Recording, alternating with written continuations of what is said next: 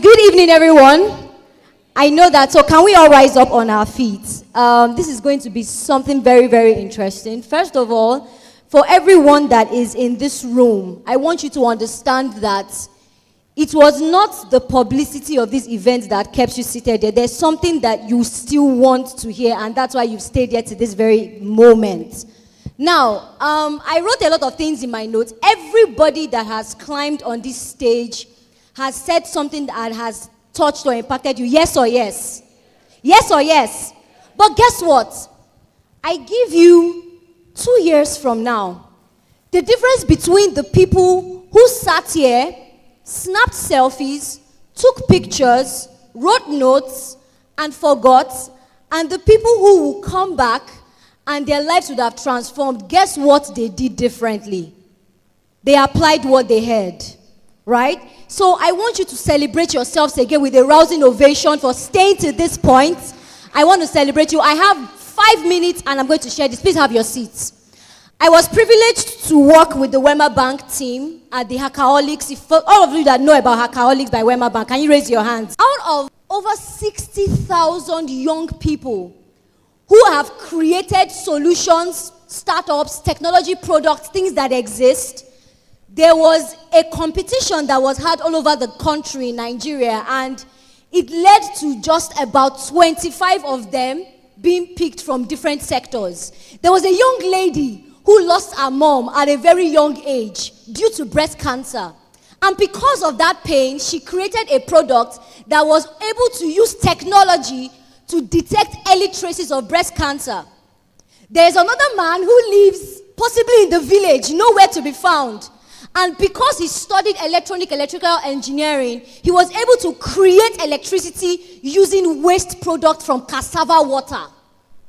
There was another person who had the capacity to create a product that could automatically switch from NEPA to Gen and back by using a mobile device. I am not telling you people that did not build something that does not have evidence. They didn't come to explain. They showed evidence. Why am I sharing these stories?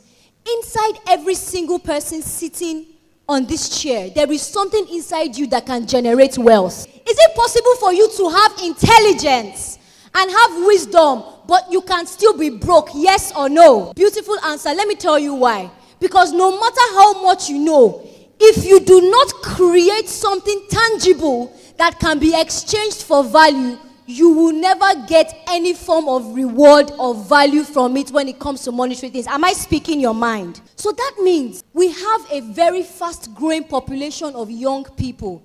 And it is so tempting for you to be carried away by what is trending. But the truth is this: sit down with yourself.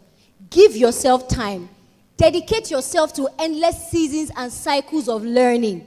You would create something that an entire country, world, whatever it is, will begin to look for you for. It's not enough to just have the wisdom. We've heard a lot of things to say.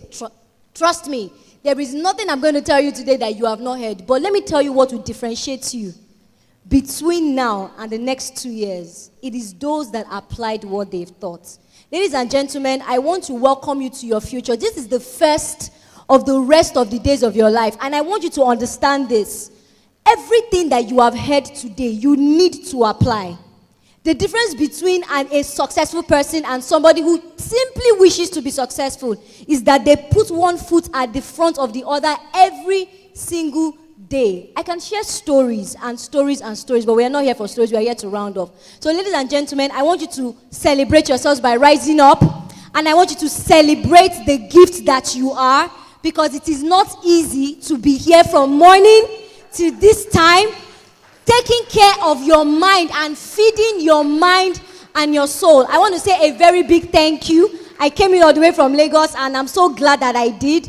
I am so happy because I know many of you are going to go out there and do great things. The last thing I will say, don't let anybody talk down on your vision. You are the chief CEO of your life. Treat yourself like an institution, and soon you'll be named as one. Thank you very much.